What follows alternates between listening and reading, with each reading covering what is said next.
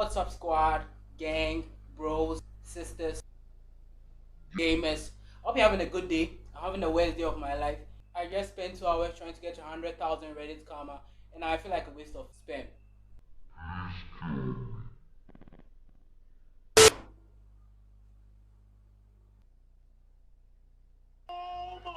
Yo, God! Welcome back to Pick YouTube. My name is Sam Mobino. All the ladies like to call me Boy Gonti. Anyway, this is an original idea. We're in a hat in a video. Nobody has done this before. This original content, original ideas coming from the slaves in the basement. Anyway, The Old Guard. The Old Guard. Amazing movie, amazing action scenes. I was a bit skeptical about if I should watch it or not because, Netflix doesn't really have the best reputation when it comes to live action adaptations, okay? Because The Old Guard is a comic book. Fairly consistent action scenes. I feel like for an action film, if you have like the best story, the best plot, the best screenplay, the best anything that isn't fight coordination or general directing in that sense, your action movie is virtually dog ass and you're wasting your time.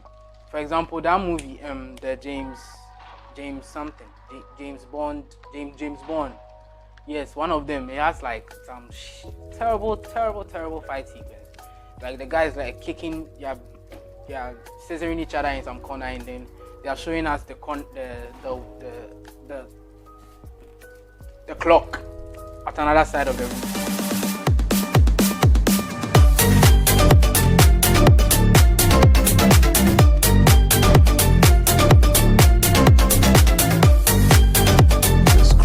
Jason Bourne. The Old Guard features actors like Charlize Theron, and I'm going to try my best throughout this video to not let my bias for anything with her name on it get into play here. I had to change my shirt because I sweat like a pig, but I'm also going to keep on wearing the hat because I'm on duty and I just despise my hairline. So the story follows a group of immortal mercenaries: Andy, Joe, Nikki, and Booker. Andy being the first to discover her immortality thousands and thousands of years ago, like early post-Jesus time. Later on in her relatively early life, because she's immortal, she discovers two other immortals. They find each other through visions. When I die and I'm immortal, I'll give any other immortal person in the world a vision so we can easily come together and find each other. Something I forgot to mention is that it turns out that the only way you can find out that you're immortal is if you die. And if you die, whatever age you are when you find out that you're immortal, that's going to be your age till the time you run out of immortality.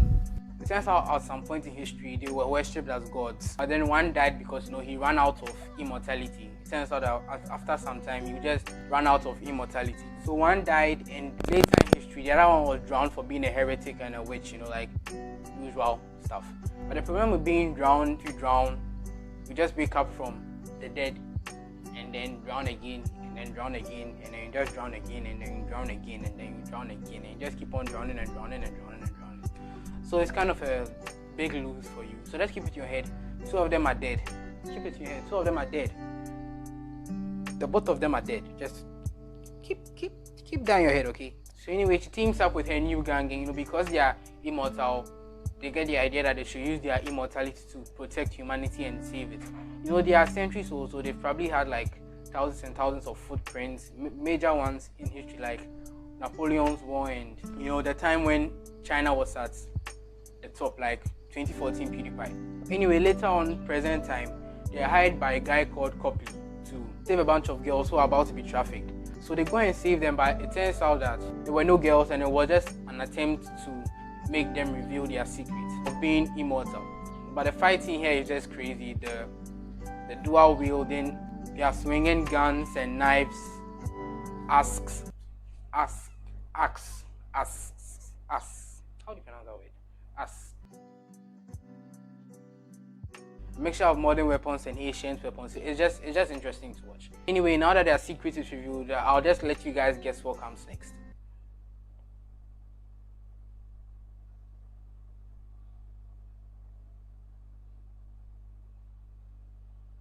Young billionaire who wants to capture them and exploit their power. Anyway, while they are running away for their lives, another immortal is killed.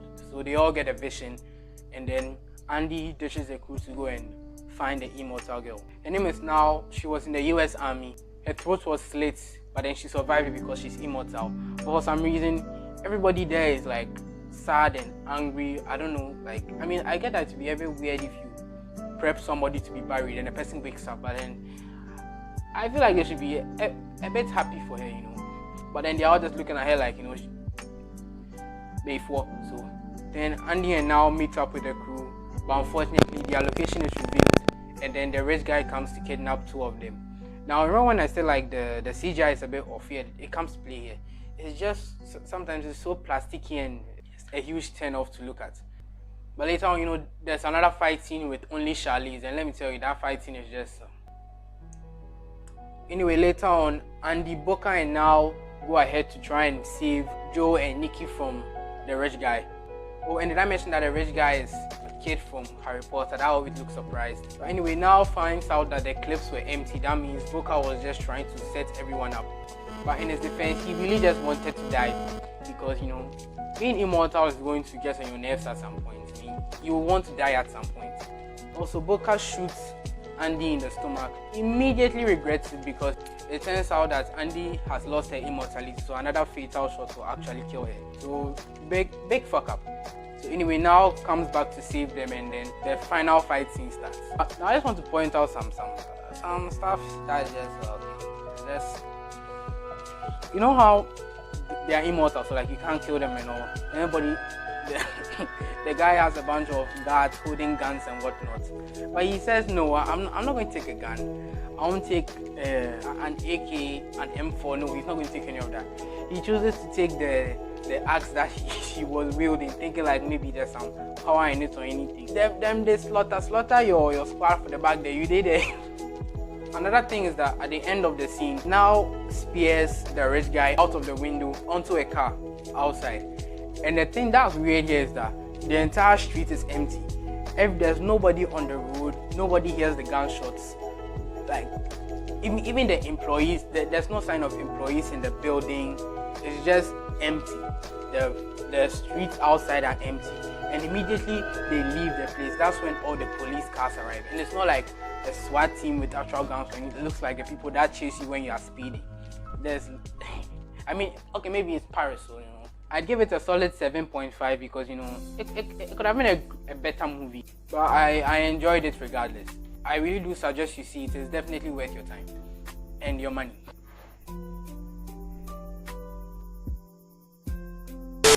Oh, you thought I was gone? They had to punish Booker somehow. So they banished him from the group for 100 years. But I know that's some 2 minutes for him, considering that he's immortal. Anyway, 6 months later, remember when I said the two guys at the beginning were dead? No, she's alive, you know, because she drowned, so she virtually wouldn't die. She just die and wake up again, unless her immortality runs out while she's underwater. So she shows up at Booker's house 6 months after his banishment, and then the movie actually ends. Enjoy your day. Hey, I'm Steve Harvey. You want more of that? Well, don't just sit there. Go get it. Press subscribe or click on this list and you can see all the amazing videos you want. Press it. Press it.